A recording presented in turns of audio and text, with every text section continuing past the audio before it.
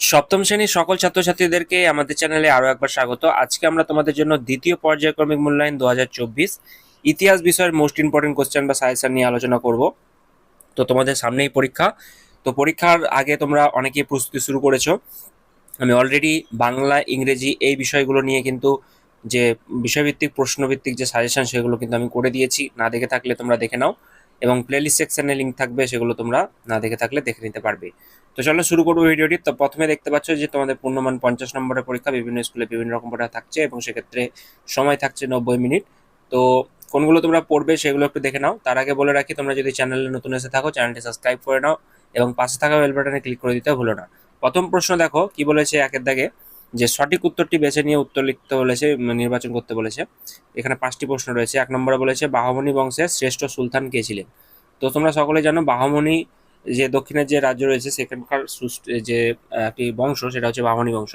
আর একটি আছে তোমরা জানো কি রয়েছে, বিজয়নগর এবং বাহমনি যে আমরা দেখেছি যে একটা সংঘর্ষ, সেই সংঘর্ষের যে একটা শ্রেষ্ঠ সুলতান যেখানে বলা হয়েছে বাহমনি বংশের শ্রেষ্ঠ সুলতান, এখানে যেটা হবে অ্যান্সার ফিরোজ শাহ। ঠিক আছে, তো ফিরোজ শাহ আনসার করে নেবে। এরপরে চলে যাবো আমরা নেক্সট প্রশ্নে। কি বলেছে দেখো, যে ওয়াতান, ওয়াতান কথার অর্থ কি? এটা তোমরা সকলেই পারবে। নিজের ভিটে নাকি পরের ভিটে নাকি পীরের ভিটে, এটা অ্যান্সার করবে। দরবারে সিজদা ও পাইবাস প্রথা কে চালু করেছিল? তো তোমরা জানো যে নতজানু হয়ে পদযুগল চুম্বন, এটাকেই বলা হচ্ছে সিজদা এবং পাইবাস, যেটা আমরা দেখেছি দাসবংশে কে চালু করেছিল, যে গিয়াসুদ্দিন বলবন। গিয়াসুদ্দিন বলবন তিনি কিন্তু এই যে প্রথা, পারসিক প্রথা, সেটা কিন্তু তার দরবারে চালু করেছিলেন। ঠিক আছে, এরপরে আমরা চলে যাব জাপ্তি। এটা জাপ্তি হবে, এটা জীপতি করা হয়েছে, এটা জাপ্তি প্রথা। ঠিক আছে, জাপ্তি সিস্টেম সেটা কে চালু করেছিল? তো এটা আমরা জানি যে টোডরমল, আকবরের রাজসভায় যে টোডরমল, তিনি কিন্তু সেই ব্যবস্থাটি শুরু করেছিলেন। তো সেক্ষেত্রে তোমাদের প্রশ্নে কিন্তু যদি টোডরমল থাকে তো টোডরমল অ্যান্সার করবে। এখানে টোডরমল নেই কোথাও দেখতে পাচ্ছ, তাই এখানে আকবর হবে অ্যান্সার। তারপর দেখো কি বলেছে, দিল্লির প্রদীপ বা চিরাগই দিল্লি কাকে বলা হয়? তো চিরাগি দিল্লি হচ্ছে শেখ নাসির উদ্দিন। ঠিক আছে, শেখ নাসির উদ্দিন অ্যান্সার, এখানে কিন্তু অ্যান্সার হবে। এরপরে নেক্সট চলে যাবো দুইয়ের দাগে। তো দেখো দুইয়ের দাগে যাওয়ার আগে তোমাদেরকে আমি বলে রাখি, তোমাদের স্কুলের স্যারেরা নিশ্চয়ই একের দাগের প্রশ্ন অনেক রকম তোমাকে দেখিয়েছে, তো সেইগুলো কিন্তু মুখস্থ করে যাবে। আমি যেগুলো দিয়ে যাচ্ছি এগুলো শুধু তোমরা হুবহু কমন পেয়ে যাবে এরকম ভাবে কিন্তু যাবে না, এগুলো মোস্ট ইম্পর্টেন্ট কোশ্চেন, এগুলো পড়ার মতো রয়েছে। পাশাপাশি স্কুলের স্যারেরা যেগুলো দিয়েছে, ম্যামগুলো যেগুলো দিয়েছে সেগুলো কিন্তু পড়ে যাবে। তো দেখো দুইয়ের দাগের 1 নম্বরে বলেছে কি, যে পানিপথের দ্বিতীয় যুদ্ধ কত সালে হয়েছিল বা কত খ্রিস্টাব্দে হয়েছিল? তো তোমরা সকলে জানো প্রথম যুদ্ধটা কবে হয়েছিল পানিপথের, না 1526-এ। কার সঙ্গে কার, তোমরা এটা কমেন্ট সেকশনে জানাবে। আর দ্বিতীয় যেটা বলছে, তো দ্বিতীয়টা আনতে তোমরা সকলে জানো 1556 সালে। এটা কার সঙ্গে কার হয়েছিল অবশ্যই জানাবে। তো অ্যান্সার হবে কিন্তু 1556 সাল। ঠিক আছে, এরপরে চলে যাবো আমরা নেক্সট প্রশ্ন, খুবই ইম্পর্টেন্ট প্রশ্ন, বীরবলের প্রকৃত নাম কি? তো তোমরা সকলেই দেখবে যে রাজা আকবরের তার যে মন্ত্রী বীরবল, তিনি তিনি থাকতেন, এবং সেক্ষেত্রে তার যে প্রকৃত নাম অনেকেই আমরা জানি না। তো প্রকৃত নাম কি? তার প্রকৃত নাম হচ্ছে মহেশ দাস। বীরবলের প্রকৃত নাম কিন্তু মহেশ দাস। ঠিক আছে, কুবত অর্থের, কুবত শব্দের অর্থ কি? কোটলা শব্দের অর্থ কি? এরকম টাইপের প্রশ্ন কিন্তু এসে থাকবে। তো দেখো কুবত শব্দের অর্থটা আমি কিন্তু এই মুহূর্তে খুঁজে পাইনি, তোমরা যে পেলে অবশ্যই অ্যান্সারটা করবে। আর কোটলা শব্দের অর্থ হচ্ছে দুর্গ। ঠিক আছে, দুর্গ, দুর্গ অ্যান্সার কিন্তু এটা দুর্গ অ্যান্সার হবে কোটলাটা। এরপরে চলে যাব, মোহাম্মদ বিন তুগলকের প্রতিষ্ঠিত রাজধানী যে শহরটি রয়েছে সেটা কোনটা হবে? দৌলতাবাদ হবে নাকি হবে? অ্যান্সার করবে। তারপর দেখো জিজিয়া কি? জিজিয়া এক ধরনের কর, অমুসলিমদের ওপর জারি করা যে কর তাকে কিন্তু জিজিয়া বলা হয়। জাকাত কি? সুহলিকুল কি? এই টাইপের প্রশ্নগুলো তোমাদের জন্য খুবই ইম্পর্টেন্ট, এগুলো কিন্তু অবশ্যই তোমরা দেখে যাও। এরপরে নেক্সট চলে যাব আমরা, কি বলেছে দেখো 3 দাগের প্রশ্নে, এগুলো 2 নম্বরের প্রশ্ন। তো 2 নম্বরে একেরটা কি বলেছে দেখো, যে মনসবদারি প্রথা দুটি বৈশিষ্ট্য লিখো। তো মনসব, মনসব কথার অর্থ কি বা মনসব মানে কি, এরকম টাইপের 1 নম্বরের প্রশ্ন কিন্তু আসতে পারে। মনসব মানে হচ্ছে পদমর্যাদা, এরকম টাইপের প্রশ্ন কিন্তু তোমাদের 1 নম্বরেও আসতে পারে। তো দুটো বৈশিষ্ট্য লিখতে বলেছে, অবশ্যই তোমরা পারবে। এরপরে দেখো কি বলেছে, সাম্রাজ্যের উত্তরাধিকারের ক্ষেত্রে তৈমুরীয় যে নীতি সেটা কিরকম ছিল সেটা তোমাকে লিখতে বলেছে। 12 ভূঁইয়া কাদের বলা হয়? ঠিক আছে, তারপর বলেছে সুদবা কথাটির যে অর্থ সেটা কি? কোথায় বা কোন কোথায়, কে কোথায় শাহজাহানাবাদ যে শহর রয়েছে সেটা গড়ে তুলেছিল বা গড়ে উঠেছিল।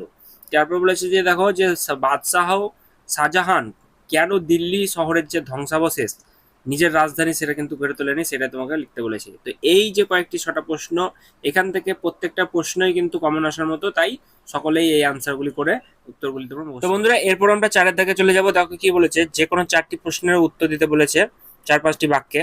তো টিকা আমরা দেখেছি প্রত্যেকবারই আসে। তো এখানে আজকে আমরা মোস্ট ইম্পর্টেন্ট টিকাগুলো নিয়ে আলোচনা করব। দেখো 1 নম্বরে রয়েছে টিকা লিখো দিন ইলাহি।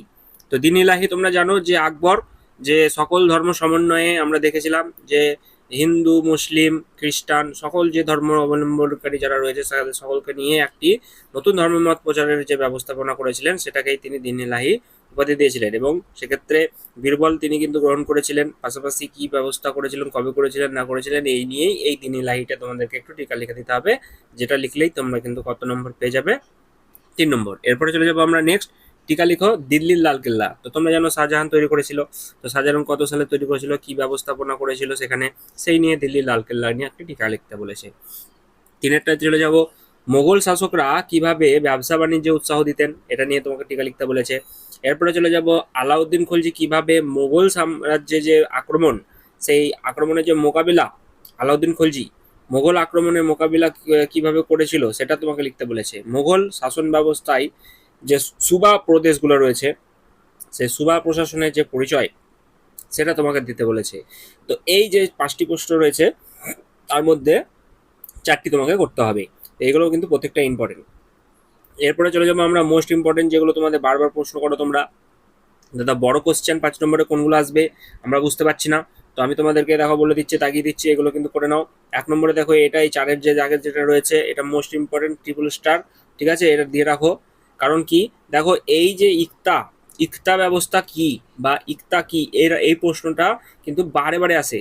কোন সুলতানরা ইকতা ব্যবস্থা চালু করেছিল, এই ইকতা প্রথা নিয়ে তোমাদের বড় কোশ্চেন আসবেই আসবে, তাই অবশ্যই করে রাখবে ইকতা কি, কোন সুলতানরা ইকতা ব্যবস্থা চালু করেছিল, এটা সুন্দরভাবে তোমরা কিন্তু ভালোভাবে খাতায় স্পষ্ট করে লিখে একদম মুখস্থ করে এটা নিয়ে যাবে। আমি কিন্তু বারবার বলেছিলাম যে মুখস্থ ব্যবস্থাটা, এই যে ইকতা ব্যবস্থাটা নিয়ে কিন্তু প্রশ্ন আসে। এরপরে চলে যাব, শেরশাহ শাসন ব্যবস্থায় কি কি মানবিক চিন্তার পরিচয় পাওয়া যায়। এরপরে দেখো রয়েছে আলাউদ্দিন খলজির বাজার দর নিয়ন্ত্রণ ব্যবস্থা সম্পর্কে আলোচনা করো, এটাও মোস্ট ইম্পর্টেন্ট, ডবল স্টার।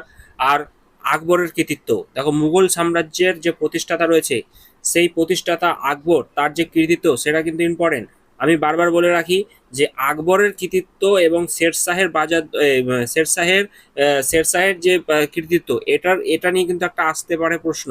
কারণ আকবরও যেমন গুরুত্বপূর্ণ ভূমিকা অবলম্বন করেছিল মুঘল সাম্রাজ্যে, সেরকম কিন্তু শেরশাহর 5 বছরের শাসন ব্যবস্থাতেও তিনি কিন্তু একাধিক পরিবর্তন করেছিলেন, এবং সেগুলো কি কি সেগুলো নিয়েও কিন্তু পরীক্ষায় আসে। তো আশা করছি বুঝতে পেরেছো। এই প্রশ্নগুলো তোমরা কিন্তু দেখে যাও, তাহলে তোমাদের কিন্তু পরীক্ষা ভালো ফল হতেই হবে। আর তোমাদের স্যারেরা যেগুলো দিয়েছেন সেগুলো তো করে যাবেই। আর তোমাদেরকে আমি বলে রাখি, বাকি যে প্রশ্নগুলো বাকি থাকছে, আমি ইংরেজি বাংলা করে দিয়েছি, আর ইতিহাস হয়ে গেল। আর বাকি কয়েকটি প্রশ্ন রয়েছে অঙ্ক, আর 2-1টি বাকি রয়েছে ভূগোল টুগোল, এগুলো সায়েন্স, এগুলো দিয়ে দেবো আমি। আর বাকি যে ক্লাসগুলো রয়েছে সেগুলো কিন্তু খুব শীঘ্রই আসবে। আর আসলে তোমাদের টেনশন করার দরকার নেই, আমাদের প্লেলিস্ট সেকশনে চলে যাবে, সেখানে কিন্তু আপ টু ডেট হয়ে যাবে। আর খুব তাড়াতাড়ি তোমরা কিন্তু সেগুলো একে একে পাচ্ছ। তো চলো দেখা হচ্ছে পরবর্তী ভিডিওতে।